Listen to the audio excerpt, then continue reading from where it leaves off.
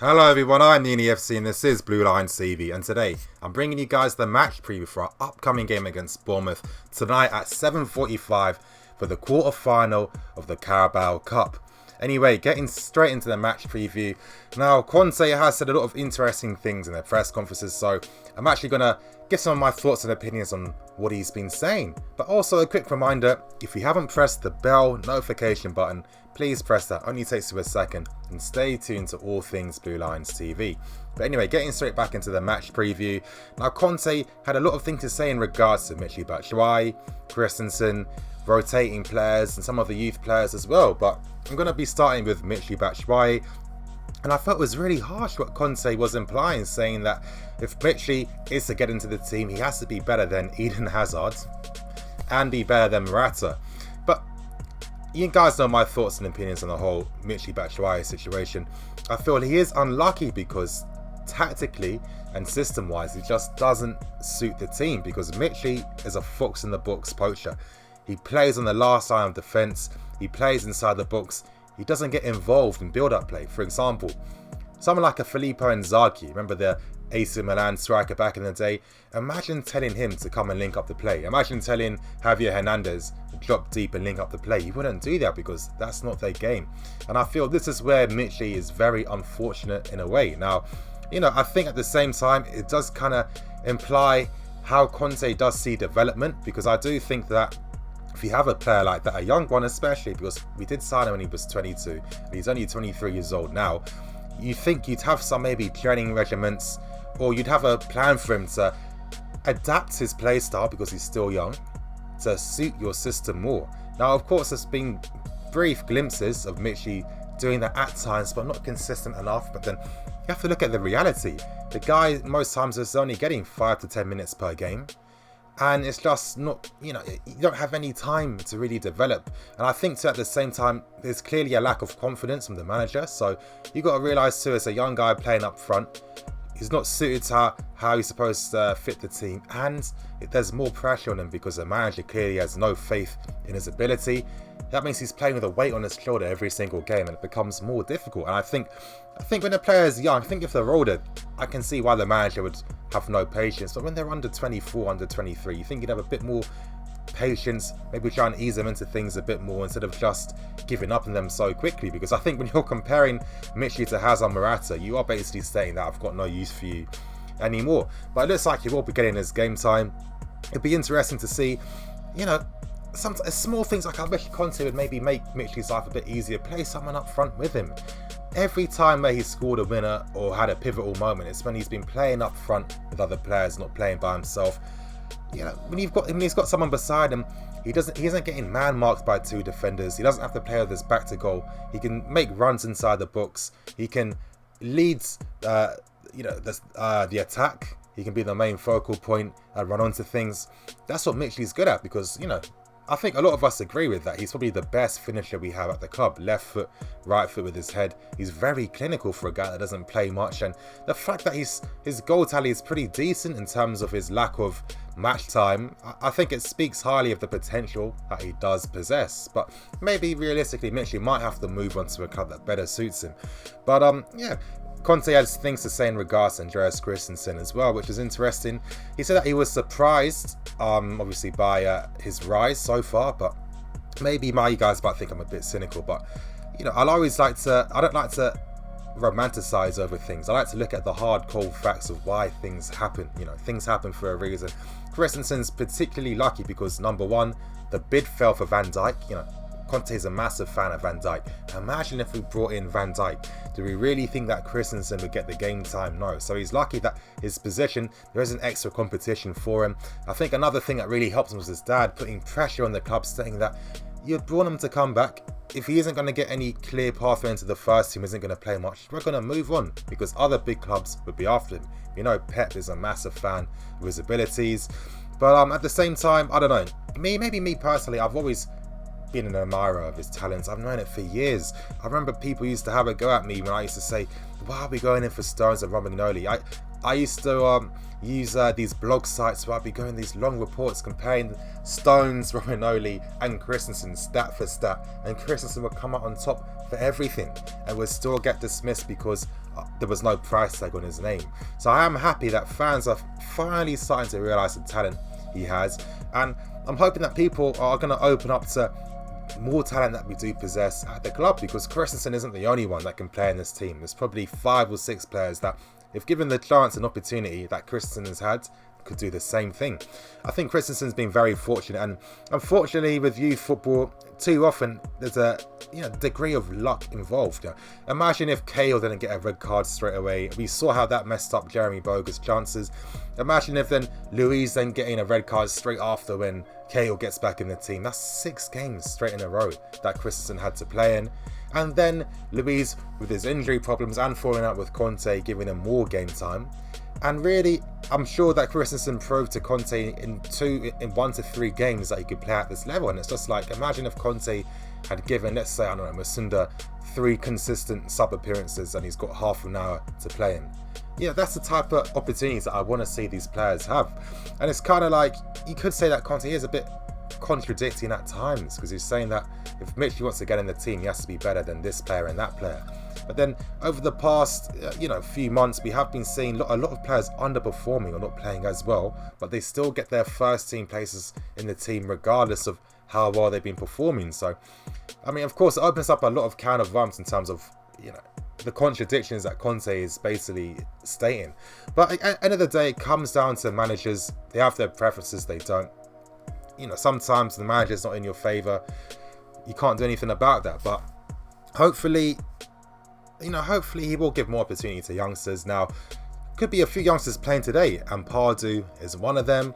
I feel that Ampadu most probably will be playing in the middle of the back 3, because Conte doesn't want to risk anything with Christensen, because, as I keep stressing, playing in the middle of the back 3 is the most essential part of the defence. I know Aspie gets a lot of praise and Cahill gets a lot of praise, but to me, I've always felt our best defenders are the guys playing in the middle, because they've got a lot of the more tactical work in terms of communication, leading the defence, knowing when to drop deep to sweep up all the danger, starting attacks, being the ones at the back to help you play out and relieve, play out from pressure. They do the hardest things in the defence, and I feel this is why, for me, Luiz was the best defender last season in the league, and this is why Christensen is starting to show that he's one of the best defenders in the league as well. And I think with Ampadu playing there, that's going to obviously give Christensen some games off to no potential injuries at all.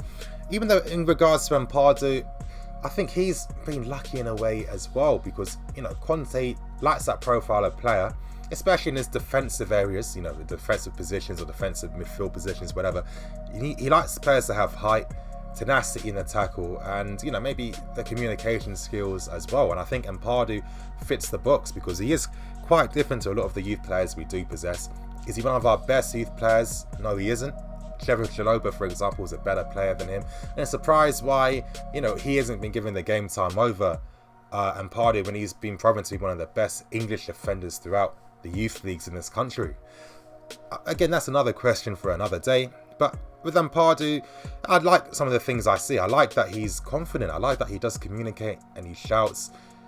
And I like that he attempts things. Now, when I talk about players sometimes playing within themselves, and Ryan Bertrand actually was the one that opened my eyes to this a few years back. He stated that whenever young players have to play for Chelsea, or whenever he was playing for Chelsea, he felt like he had a weight on his shoulders. He had to play within himself because it was like an audition every single time. And I think that that can be the issue sometimes with Chelsea. The managers put too much pressure on these youngsters, where it's like, do your job. That they're too scared to express themselves on the ball. They just play the easy passes, do the easy things, but at the same time that doesn't really help their case, because the manager's just thinking, I'm not seeing anything in you that will make me play you over this guy or that guy. But with Ampadu, he seems like I think what's definitely helped him is actually playing first team in the lower leagues with men.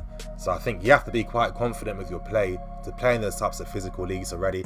I think that's given him the advantage mentally in terms of not being scared to go in for the tackles or to tell a defender to push out wide or to call for the ball. And I think that's what Conte likes, because I'd be making this point. I think Conte sees a little bit of himself in Ampadu from when he was a youngster, making it, when he was like a 16, 17-year-old for Chievo, I think. But, he's got a chance to show what he can do.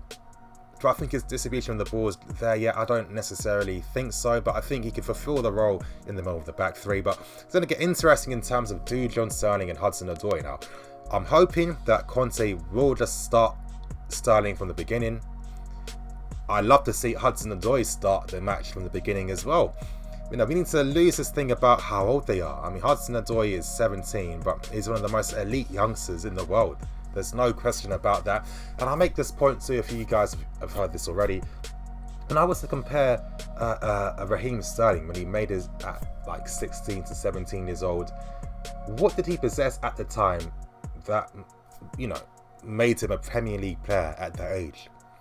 Now, I can't really think necessarily what characteristic he particularly had, other than just extreme pace. His dribbling was good, but it wasn't like amazing on a different level where he was regularly getting past 3-4 players with skill or nothing like that. What did he really possess that made him ready for the Premier League? And I just think that it wasn't really anything. I just think that Rodgers gave him a chance because he needed that type of characteristic in the team. And yeah, this guy used to play with, you know, he used to manage the Chelsea youth team, and he's worked in youth football. So I think managers, you know, managers that have actually managed B teams or youth teams, they're the managers that end up giving youth players more of a chance when they do make it into the first team. I think that was what helped Sterling. But when I compare Sterling to Hudson Odoi is on a different level. You know, he's more complete at the same age compared to Raheem Sterling. And it's kind of like, imagine if Hudson Odoi in some alternate universe, he was the one making his debut for Liverpool. He'd be a much more complete and better player compared to what Sterling is now. And it's taken Sterling, 7 years to start showing some form. And I just think that Hudson Odoi can make a difference now from this age. Have some faith in him. I'm just hoping that I'm not going to see him play for the last 5 or 10 minutes, because that's not going to do anything for anyone. Same thing with Sterling. I love to see him start. He's got the characteristics and the traits and the mental abilities to play as a right wing back for this team. The crazy thing is, you know, we produce a lot of wing backs throughout the youth teams that are probably more suited than some other players. You know, for example, Zappacosta. He can't play out when people are running at him, but Sterling can. It's just like, you know, the Zappacosta signings, even though he's decent, you know, I gave him a C+ when we signed him. I always think, why do we spend millions on people that are never really going to improve or go to a higher level? Why do we block the paths with high potential players that probably, if you gave them half the game time as Zappacosta's getting, they'd probably be better than his level in the next year or two? Can't we be doing that sometimes? It just makes the most sense, in my opinion. But this Bournemouth game is probably the best game for a lot of these rotation players or young players to play in. It's the best game for players under pressure like your Mitch used to play in, because Bournemouth, they do give you space. Now, I know Eddie Howe does get a lot of praise for how he has approached the games. You know what, I will give him a bit of praise as well, because he's not sacrificed his philosophy to just defend and park the bus. But again, that comes at the detriment to Bournemouth, because a lot of the players they have in the first team just aren't good enough. Then you've got to realise they're going to be rotating a lot for this game already. And in a way, it does show you the issues with the mentality with English football. You know, surely a club like Bournemouth want to win a trophy. You know, getting ninth place, getting a few extra million, what's that really going to do? How's that going to benefit them? Because you're not going to be able to bring in top class players and that money. Yeah, finances, it helps, but surely a trophy, something for the fans. Yeah, we spend our money, we invest our time. We're the reason why there's even a football industry with how it is now. This is why Skies and all these marketing teams will put in ridiculous amounts of money in the league and in football. And it's just like, you know, give something back to the fans, you know, go out for it to win the trophy. It's okay for us to do that, because when you're a top team, a top 4 team, you're already at such a high level squad wise where, you know, you have to give game time to your squad players who are also at a very high level as well. So it's not necessarily as weak, you know what I mean, compared to a Bournemouth using squad players throughout. You know, I'm probably not going to see Charlie Daniels, Joshua King, players with that ability. Maybe Nathan Aki, who knows? But again, the game is definitely there for the taking today, and I'm expecting there to be 3 goals scored by us. I think we might concede 1, might be near the end of the game, because Bournemouth will try to just play their normal game. They might get lucky with an opportunity somehow, but I'm going to be going for 3-1, and I think we're going to advance through. And it's going to be interesting to see that, you know, potentially City, United, Arsenal and Chelsea could all be in the semi-finals, and I think that could maybe boost the profile of the Carabao Cup. It'll be interesting to see if every one of those top 4 clubs decides to play their rotation teams throughout the tournament, that could be interesting in a semi-final. You imagine Chelsea versus Man City, kind of like our youth versus their youth. That could be an interesting game to see, in my opinion. But I have a feeling that when we get to the semis, Conte might decide to just use some first-team players in there to secure a trophy. Because I think maybe the Carabao Cup is one of our most realistic expectations this season in terms of silverware. But anyway, you guys, I'm going to bring an end to this video today. Please like, comment, and subscribe. I'm going to the games today, so I'm going to try to bring the match review out later on. Apologies for the last one. I was at my girlfriend's. The computer just didn't work. As you guys know, when I was streaming, it just cut off, and I wasn't able to do anything since then. And it was unfortunate. I didn't want to miss out on any match reviews for this season. That's going to be the only one. It's going to be out later tonight, so stay tuned for that. Anyway, you guys, I'm CWANless. This is Blue Lines TV. Signing out.